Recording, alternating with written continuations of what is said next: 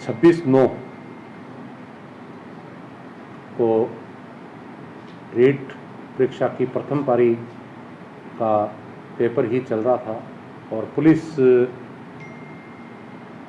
के पूरे राजस्थान लेवल पे ही, जिसमें कि कमिश्नरेट में परीक्षार्थियों की संख्या 3 लाख से के करीब थी, तो सभी उस इंतजाम में लगे हुए थे। इतने में एसीपी बस्सी सुरेश ने मुझे टेलीफोन से बताया कि इस तरीके से झर के जंगलों में एक अज्ञात महिला है जिसकी डेड बॉडी मिली। तो उसी टाइम ही सुरेश को मैंने मौके पर पहुंचने के लिए निर्देशित किया और उसके पश्चात रीट के एग्ज़ाम की ड्यूटियों के दौरान भी सुरेश ने एफएसएल टीम, साक्ष्य के लिए जो भी होते हैं वो सारे, एंड एडीसीपी राज ऋषि का भी मुख्यालय उस दिन बस्सी ही था परीक्षा रीट के इंजामों की वजह से। सर्वप्रथम अज्ञात महिला की पहचान के पश्चात में जो भी पोस्टमार्टम और समस्त कार्रवाइयाँ थी वह मुकम्मल करवाई गई। अब हमारे सामने मेन था कि इस घटना के पीछे जो कि मौका के ऊपर से अलामात थे, उसमें बलात्कार एवं संघर्ष की स्थिति भी स्पष्ट हो रही थी। तो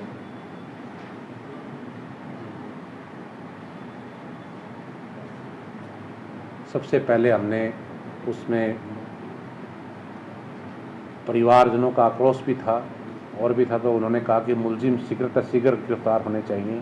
तो हमने कहा कि आप दाह संस्कार वगैरह अंतिम क्रियाक्रम है वह कीजिए, हमारी तरफ से कोई भी कोताही इसमें नहीं बरती जाएगी। उसी के साथ ही मैंने एडीसीपी राज ऋषि के नेतृत्व में तीनों एसएचओज, एसीपी सुरेश आंखला, हमारे साइबर एक्सपर्ट्स, इन समस्त का स्टेशन ही मैंने कहा कि आप लोग वारदात के खुलने के पश्चात ही बस्सी हेडक्वार्टर को छोड़ोगे। पूरी टीम ने अथक प्रयास किए, जिसमें करीब रीट के परीक्षार्थी ही 1.5 से 2 लाख उस रोड से उस दिन निकले थे, 25 और 26 को। उस सारे के अंदर संभावित मुलजिम को तलाश करना भूसे के ढेर में सुई ढूंढने के समान था, परंतु पुलिस की पारंपरिक जो प्रणाली होती है, अनुसंधान प्रणाली, कार्य करने की पद्धति, उसको हमने इस्तेमाल करते हुए, क्योंकि इस घटना के अंदर जो विक्टिम महिला है उसने कभी मोबाइल का इस्तेमाल नहीं किया, वो अपने साथ मोबाइल नहीं रखती, वरना तो हमें बहुत ही सहूलियत हो जाती है मोबाइल से, टाइम, हर चीज़। हमने परंपरागत पुलिसिंग करते हुए पूरी टीम ने, और घटनास्थल के आसपास जंगल, उसमें कोई सीसीटीवी कैमरा ऐसे फुटेज नहीं थे। घटना का खुलासा जो हुआ है वो आपको उस में की गई मेहनत के बारे में तो पता ही चल जाएगा। फिर सुरक्षा सखियों, पुलिस मित्र, सीएलजी के सदस्य, इन प्रत्येक संदिग्ध, मतलब इसमें मुख्य यह था कि कौन कौन से ऐसे लोग हैं जो कि अपराध प्रवृत्ति के हो सकते हैं और घटना वाले दिन से ही गायब। वो बड़ा ही चुनौतीपूर्ण कार्य था। हमें आसपास के गांव, उनके अंदर काम करने वाले कर्मियों, बीट कांस्टेबल्स, सुरक्षा सखियों, पुलिस मित्रों एवं सीएलजी के सदस्यों का काफ़ी सहयोग मिला और फिर कड़ी से कड़ी जुड़ती चली गई और अंतिम रूप से हम इस मुलजिम को दस्तयाब करने में सफल हुए हैं। और यह स्पष्टतया बलात्कार के साथ में फिर बाद में अपनी पहचान छुपाने के लिए हत्या का मामला है। राज ऋषि ने वहाँ लगातार स्टे कर एडीसीपी ईस्ट आगे की पूरी घटना के संबंध में आपके कोई भी सवाल जवाब होंगे राजेश का। सर, इसमें 57 एज थी महिला की, इस आरोप में क्या मेंटेलिटी रही, पूछताछ में क्या सामने आया? इसमें जो घटनास्थल के जो अलामात हैं उससे स्पष्ट प्रतीत होता है, प्रोफाइल इसकी व्यक्तिगत है, उससे भी यह थोड़ा विकृत टाइप का आदमी है। उसमें आने वाले समय में हम और खुलासे पूर्व में ऐसा कोई इसकी जानकारी सामने आई, पड़ोसी ने, फैमिली ने, किसी ने बताया हो कि इस तरह के? नहीं, इसका जो आपराधिक रिकॉर्ड है उसमें पहले यह है कभी नकली नोटों के और उसके संबंध में बंद रह चुका है, 3 साल की सजा भी इसका रिकॉर्ड सामने आया है। बाकी बातें भी आपसे शेयर की। ये वारदात करने के बाद अपने आप को सेफ समझ रहा था, कैसे सेफ समझ रहा था, पुलिस ने कैसे मिला? राजेशी ये कंटिन्यूटी में बता दें, 26 तारीख को इस तरह से ये घटना दिनांक 25 तारीख की शाम के अराउंड 6 बजे की है। हमारे संज्ञान में ये घटना 27 की सुबह अराउंड 11 बजे आई, जब रीट की परीक्षा चल रही थी। अब जो आरोपी है ये उगावास ग्राम पंचायत के सरपंच का देवर है, तो ये बेसिकली सरपंच का प्रतिनिधि है, डी फैक्टो सरपंच यही है। तो इसीलिए जब शुरू में हम अनुसंधान कर रहे थे तो इस पर शक के ये दायरे में नहीं आया था, क्योंकि ये तुंगा पंचायत समिति में भी काफ़ी एक्टिव था, पॉलिटिकली भी एक्टिव था।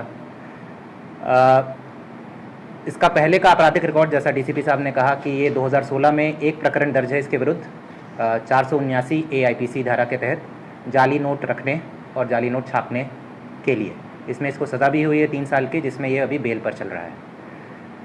घटना के बाद ये एक दिन 26 तारीख को अपने गांव के आसपास ही ये घूमता रहा, घर के अंदर रहा। इसने घटना के बारे में किसी को नहीं बताया, ना अपने परिवार वालों को, ना किसी मित्र को, किसी को नहीं बताया। फिर एक दिन के बाद फिर इसकी एक्टिविटी शुरू हुई, फिर ये भागम भाग फिर करने लगा।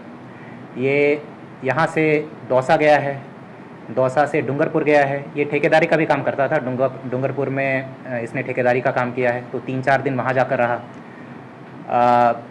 फिर अजमेर के रास्ते से ये पिछले 3-4 दिनों से भीलवाड़ा में एक आश्रम में रह रहा था। तो पहले तो हमने इसमें 5 टीमों का गठन किया।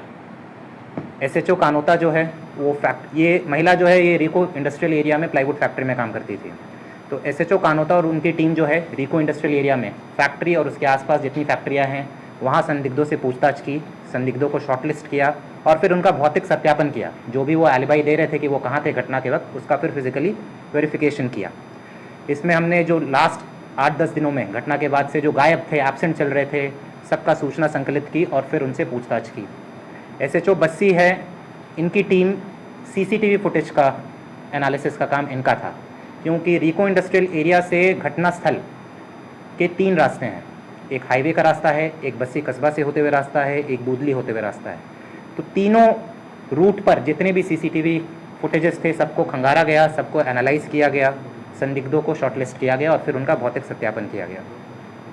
SHO तुंगा और उनकी टीम जो है मृतका का जो गांव है बास्को गांव की है, उसके आसपास संदिग्धों से पूछताछ और भौतिक सत्यापन का काम SHO तुंगा और उनकी टीम का था। DST टीम जो है घटनास्थल के आसपास, क्योंकि घटनास्थल अलग जगह है, ढोल की ढानी है, तो घटनास्थल के आसपास जो भी आपराधिक प्रवृत्ति के लोग हैं उनसे पूछताछ करना और उनका भौतिक सत्यापन का काम DST को दिया गया।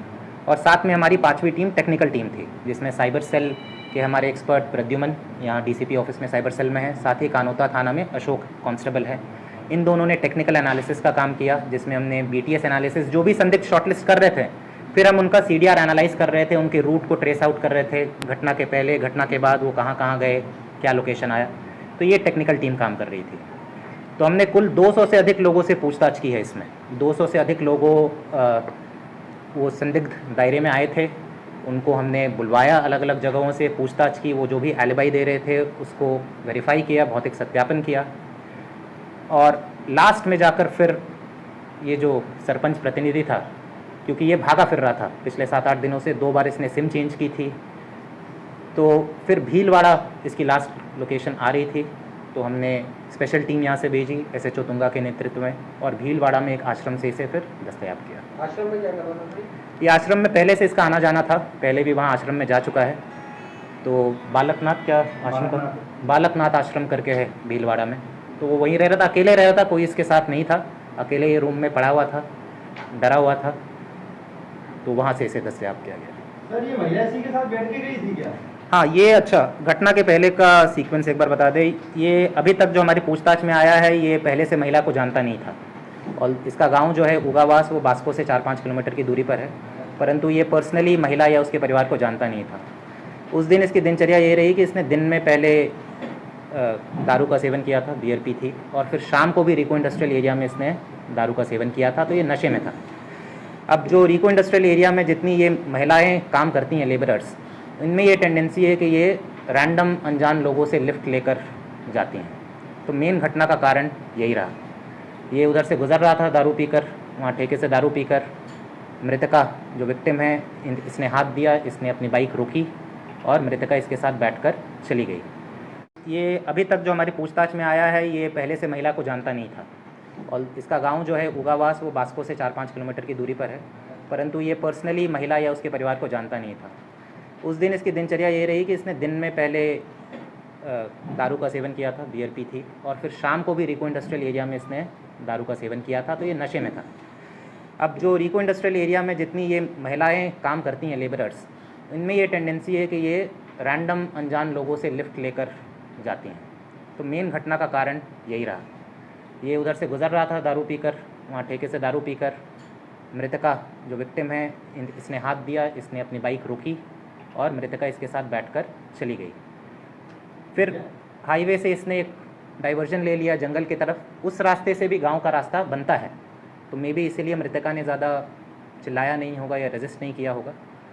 बट फिर इसकी बीच में रास्ते में ही फिर नीयत ख़राब हुई, क्योंकि ये नशे में था और साथ ही विकृत प्रवृत्ति का भी अभी थोड़ा बहुत जो पूछताछ से सामने आया है, विकृत प्रवृत्ति का भी था। तो इसने फिर डाइवर्ट करके अपने बाइक को जंगल में ले लिया, ज़बरदस्ती करने का प्रयास किया, महिला ने रेजिस्ट की, तो फिर काफ़ी संघर्ष हुआ है, स्ट्रगल हुए हैं।